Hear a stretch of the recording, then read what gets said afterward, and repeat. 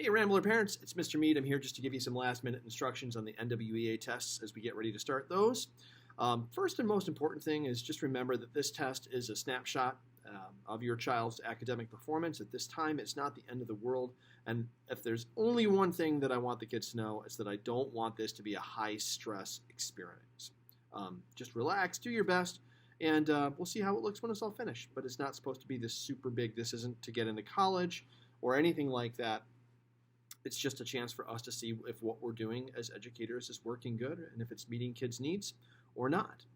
Okay, so as you get ready to take the test, the environment that you take it in will be important. So make sure that the kids have a quiet place to work with a good solid internet connection where there's not going to be a bunch of distractions. They don't have a younger sibling watching PBS Kids in the background. That can be distracting. So make sure that they have a quiet spot to focus. And you'll want to remove any distractions so that they can give all of their attention to the test.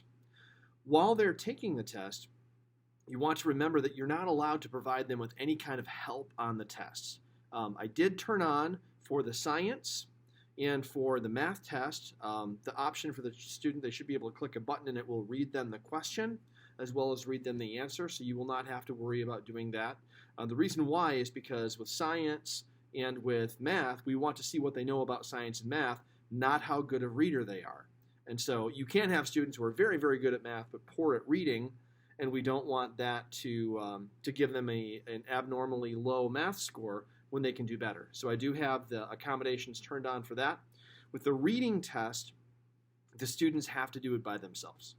It's really important. If you do end up helping your son or daughter, all that will do is artificially inflate the score, and it won't be a true reflection of what they're able to do.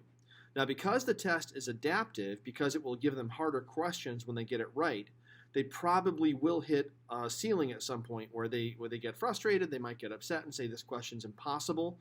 Just remind them that if they're getting super hard questions, it means that they've been answering the other questions correctly. So they're doing well. Most kids, when they realize that, will settle down and say, okay, well, just do your best guess. And I would say that the threshold for when it's time to give your best guess is going to be about 5 minutes.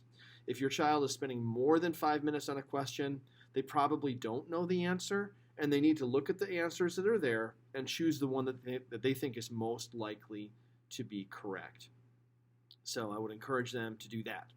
I will be providing the test session ID and the password to get in the morning of the test. And I'll do that around 8 o'clock in the morning. I'll just send it out to everybody, and then I can watch on my screen as people log in, and I will approve them, authorize them to start the test. If you have submitted that and I'm not authorizing it, feel free to shoot me a text message or give me a call. If I didn't notice, I'll make sure that I get that set up for you right away. Another thing I would really appreciate your help with is if you could just double check me when the student starts the test. The kids who are in kindergarten and first grade will be taking the K1 test. The kids in second, third, fourth, fifth grade will be taking the 2 through 5 test.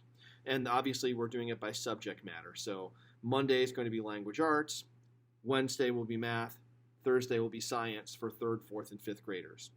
Now, if you log in and it's Monday, and for some reason a math test pops up, please call me right away. If it's Monday and the language arts test shows up, but it's saying second through fifth grade and you've got a kindergartner, please just double check that for me. Let me know. We did pretty well last time, but I did mess up for one student, and I felt terrible about that because the student ended up having to retake a test, or they ended up retaking a test that they didn't need and then had to take a test which they hadn't taken because I had accidentally assigned the wrong test. Things were a little bit more difficult last fall because I did have 55 students, and now I'm down to 35, so my numbers have gone down. But the bottom line is that when you've got this many kids at this many different grade levels, all it takes is one wrong mouse click on my part, and someone ends up getting a test that is not what they need. And that's what happened in that case. And so I really want to make sure if there's any possible way that I can prevent a student from having to retake a test or ends up taking the same test twice, I want to avoid that. So if you could help me just by looking at the test when they start, make sure that it has the right content area and also the right grade level, that can help prevent a problem like that in the future. If you do experience a technical problem during the test, And that would normally look like, the screen is frozen and has turned white or something like that. Those are usually resolved. I can go ahead and restart the test session. You reboot the iPad, the kids come back in, and it takes a minute or two to redo it. Those were pretty common problems we had early in the test window, but it got better. And I'm hoping that NWEA has got their server issues all sorted out, and we should have smooth sailing. But it's not that big a deal. Just give me a call. Let me know that you're having technical problems, and I will get that fixed for you.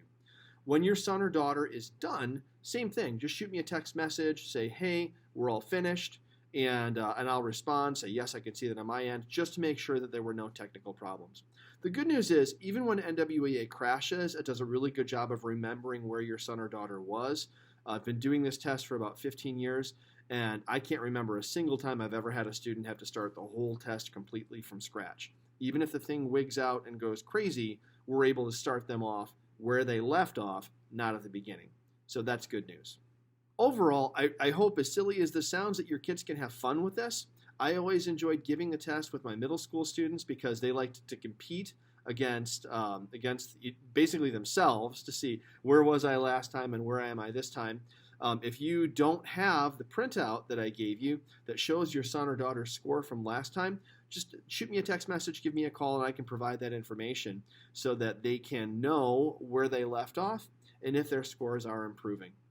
Thanks so much. Appreciate your help. Well, one more time, if you've got questions leading up to the test, please just give me a call, and I'll look forward to starting up on Monday. Thank you.